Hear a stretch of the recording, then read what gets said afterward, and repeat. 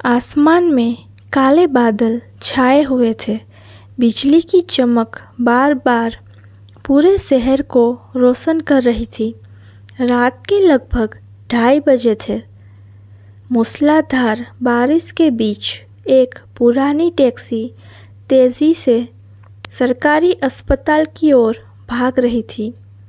Taxi की पिछली seat पर बैठी एक गर्भवती महिला दर्द से कराह रही थी। भैया जल्दी चलिए प्लीज़, उसने टूटी हुई आवाज़ में कहा। ड्राइवर ने पूरी कोशिश की, लेकिन किस्मत उससे भी तेज़ दौड़ रही थी। अस्पताल पहुंचते ही डॉक्टर उसे ऑपरेशन थिएटर में ले गए। करीब 1 घंटे बाद एक नवजात बच्चे के रोने की आवाज़ पूरे वार्ड में गूंज उठी। डॉक्टर मुस्कुराए, बेटा हुआ है, लेकिन अगले ही पल उनके चेहरे का रंग बदल गया। महिला की सांसें थम चुकी थी। कुछ घंटे पहले ही उसके पति की सड़क दुर्घटना में मौत हो चुकी थी। अब उस मासूम बच्चे के सिर से माँ बाप दोनों का साया उठ चुका था। 3 दिन तक अस्पताल ने रिश्तेदारों का इंतज़ार किया, कोई नहीं आया। अंत में बच्चे को शहर के एक छोटे से अनाथालय भेज दिया गया। रजिस्टर में उसका नाम लिखा गया विवेक। उसे नहीं पता था कि उसकी ज़िंदगी की शुरुआत आंसुओं से हुई है। अनाथालय बाहर से एक इमारत था, लेकिन अंदर रहने वाले बच्चों के लिए वही पूरी दुनिया थी। पुरानी दीवारें, टूटी हुई खिड़कियाँ, बरसात में टपकती छत और एक छोटा सा आंगन जहाँ बच्चे शाम को खेलते थे। उसी अनाथालय की देखभाल करती थी सरला माँ। वे हर बच्चे को अपना मानती थी। जब उन्होंने पहली बार नन्हे विवेक को गोद में उठाया तो धीमे से बोली, जिसके सिर पर भगवान का हाथ हो उसे दुनिया का सहारा देर से मिलता है, लेकिन मिलता ज़रूर है। साल बीतते गए। विवेक अब 8 साल का हो चुका था। वह बाकी बच्चों से अलग था। उसे खिलौनों से ज़्यादा किताबें पसंद थी। कोई पुराना अखबार मिल जाए तो उसे भी पूरा पढ़ डालता। किसी किताब का फटा हुआ पन्ना मिल जाए तो उसे भी संभाल कर रख लेता। सरला माँ अक्सर मुस्कुराकर कहती, यह लड़का सवाल बहुत पूछता है, और सच भी यही था। एक दिन उसने पूछा, माँ, अमीर लोग अमीर कैसे बनते हैं? सरला माँ कुछ पल चुप रही, फिर बोली, कुछ लोग विरासत से अमीर बनते हैं और कुछ लोग अपने इरादों से। मैं कौन सा बनूंगा? सरला माँ ने उसके सिर पर हाथ रखा। यह फैसला आज नहीं, तुम्हारी मेहनत करेगी।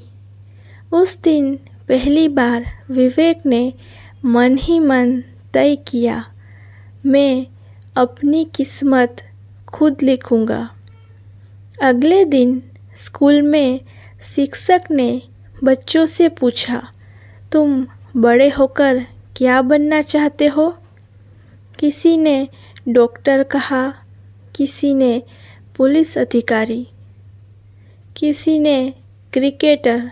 जब विवेक की बारी आई तो उसने बिना झिझक कहा, मैं ऐसी कंपनी बनाऊंगा जहां किसी गरीब को उसके कपड़ों से नहीं, उसकी मेहनत से पहचाना जाए।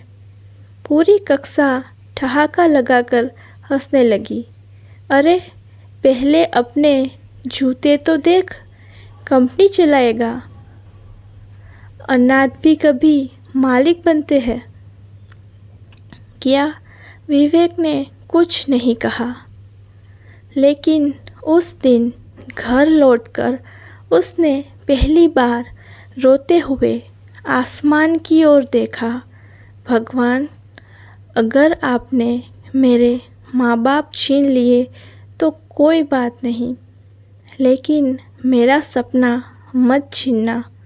उस रात सरला माँ उसके पास आई। उन्होंने बिना कुछ पूछे एक पुरानी कॉपी उसके हाथ में रख दी। इसमें रोज़ अपने सपने लिखना। क्यों? क्योंकि जो सपने लिखे जाते हैं उन्हें भूलना मुश्किल होता है। विवेक ने कॉपी का पहला पन्ना खोला। कांपते हाथों से लिखा, एक दिन मैं बहुत बड़ा आदमी बनूंगा, इतना बड़ा कि कोई बच्चा सिर्फ गरीब होने की वजह से अपना सपना ना छोड़े। उसे नहीं पता था कि यही एक पंक्ति आने वाले 20 वर्षों तक उसकी सबसे बड़ी ताकत बनने वाली है। और यह भी नहीं कि उसकी पहली परीक्षा अगले ही सप्ताह उसका इंतज़ार कर रही थी। अगले सोमवार की सुबह अनाथालय में अजीब सी खामोशी थी। रसोई से खाना बनने की खुशबू नहीं आ रही थी। बच्चे एक दूसरे का चेहरा देख रहे थे। सरला माँ ने सभी को आंगन में बुलाया। उनके चेहरे पर मुस्कान थी, लेकिन आँखों में चिंता साफ दिखाई दे रही थी। उन्होंने धीमी आवाज़ में कहा, बच्चों, इस महीने अनाथालय को बहुत कम दान मिला है। आज हमें थोड़ा कम खाना मिलेगा, लेकिन यह मुश्किल हमेशा नहीं रहेगी। कुछ छोटे बच्चे रोने लगे। विवेक चुपचाप खड़ा रहा। उसने पहली बार महसूस किया कि भूख सिर्फ पेट में नहीं लगती, वह इंसान के मन को भी कमज़ोर कर देती है। दोपहर में सभी बच्चों को एक एक रोटी और थोड़ी सी दाल मिली। विवेक ने अपनी आधी रोटी अपने से छोटे बच्चे चिंटू की थाली में रख दी। चिंटू ने हैरानी से पूछा, भैया, आप क्या खाओगे? विवेक मुस्कुराया, मुझे इतनी ही भूख थी। असल में वह खुद भी बहुत भूखा था, लेकिन उसने कभी अपने हिस्से की भूख किसी और पर नहीं डाली। उस रात उसका पेट खाली था, लेकिन उसका दिल भरा हुआ था। अगले दिन स्कूल में विज्ञान की परीक्षा थी। भूखे पेट पढ़ना आसान नहीं था। किताब के अक्षर धुंधले दिखाई दे रहे थे। परीक्षा के बीच अचानक उसे चक्कर आने लगा। शिक्षक ने तुरंत पानी पिलाया। क्या हुआ विवेक? कुछ नहीं सर, बस थोड़ा सिर घूम रहा है। वह सच नहीं बता पाया। उसे डर था कि लोग उसकी गरीबी पर तरस खाएंगे, और उसे तरस से नफरत थी। स्कूल की छुट्टी के बाद वह धीरे धीरे पैदल अनाथालय लौट रहा था। रास्ते में उसकी नज़र एक छोटी सी किताबों की दुकान पर पड़ी। दुकान के बाहर लिखा था, पुरानी किताबें खरीदी और बेची जाती है। विवेक अंदर चला गया। दुकान के मालिक लगभग 60 वर्ष के बुजुर्ग, मोटा चश्मा लगाए किताबें साफ कर रहे थे। उन्होंने मुस्कुराकर पूछा, क्या चाहिए बेटा? विवेक ने झिझकते हुए कहा, बस किताबें देख रहा था। वह एक एक किताब को ऐसे देख रहा था जैसे कोई बच्चा खिलौनों की दुकान देखता है। बुजुर्ग ने उसकी चमकती आंखें देख ली। तुम्हें पढ़ना बहुत पसंद है? जी बहुत, लेकिन खरीद नहीं सकते। सही कह रहा हूँ। विवेक ने सिर झुका लिया। बुजुर्ग कुछ देर सोचते रहे। फिर उन्होंने दुकान के पीछे रखे पुराने अखबारों का एक बंडल उसकी ओर बढ़ाया। अगर रोज़ शाम को दुकान समेटने में मेरी मदद करोगे तो बदले में मैं तुम्हें हर हफ्ते एक किताब दूंगा। विवेक की आंखें चमक उठी। सच? हाँ, लेकिन एक शर्त है। क्या? जो किताब लोग 1 महीने में पढ़ते हैं वह तुम्हें 7 दिन में पढ़कर मुझे उसकी कहानी सुनानी होगी। विवेक ने बिना सोचे हाथ आगे बढ़ा दिया। मंजूर है। अब उसकी नई दिनचर्या शुरू हो गई। स्कूल से लौटकर वह दुकान पर जाता, किताबें जमाता, धूल साफ करता, पुराने अखबार बांधता और बदले में हर सप्ताह एक नई किताब घर ले जाता।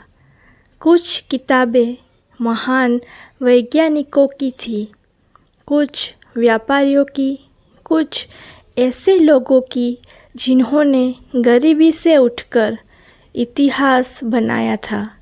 हर कहानी पढ़ने के बाद विवेक देर तक सोचता रहा, इन लोगों और मुझ में फ़र्क क्या है? फिर खुद ही जवाब देता, सिर्फ शुरुआत का, मंजिल का नहीं। एक शाम बुजुर्ग ने उससे पूछा, विवेक, जब तुम इतने बड़े हो जाओगे कि बहुत पैसा कमा सको तब क्या करोगे? विवेक ने बिना देर किए जवाब दिया, सबसे पहले एक बड़ा पुस्तकालय बनाऊंगा। घर नहीं, घर बाद में, गाड़ी नहीं, वह भी बाद में। तो पुस्तकालय क्यों? विवेक मुस्कुराया, क्योंकि अगर मुझे ये किताबें ना मिली होती तो शायद मैं बड़े सपने देखना ही नहीं सीख पाता। बुजुर्ग की आंखें भर आई। उन्होंने मन ही मन कहा, यह लड़का सिर्फ सफल नहीं होगा, लोगों की जिंदगी बदलेगा। उसी रात तेज आंधी आई। सुबह जब विवेक दुकान पहुंचा तो उसका दिल बैठ गया। पूरी दुकान अस्त व्यस्त थी, अलमारियां गिर चुकी थी, सैकड़ों किताबें बारिश में भीग गई थी। बुजुर्ग अकेले खड़े सब कुछ देख रहे थे। उनकी आंखों में आंसू थे। विवेक ने चारों ओर नज़र दौड़ाई, फिर बिना कुछ कहे अपनी स्कूल की शर्ट उतारी, भीगी किताबें उठानी शुरू कर दी और ज़ोर से बोला, जब तक एक भी किताब बच सकती है हम हार नहीं मानेंगे। उसे नहीं पता था यही छोटा सा फैसला उसकी ज़िंदगी में एक ऐसे इंसान को लाने वाला था जो पहली बार उसकी प्रतिभा को पहचानने वाला था। बारिश से भीगी किताबों को बचाने में विवेक ने पूरे दिन उस बुज़ुर्ग की मदद की। शाम तक दुकान फिर से व्यवस्थित हो चुकी थी। बुज़ुर्ग ने मुस्कुराकर कहा, बेटा, तुमने आज सिर्फ किताबें नहीं बचाई, मेरी पूरी ज़िंदगी बचा ली। विवेक ने सिर झुका दिया। मैंने तो सिर्फ अपना फ़र्ज़ निभाया है। बुज़ुर्ग ने अपना परिचय दिया।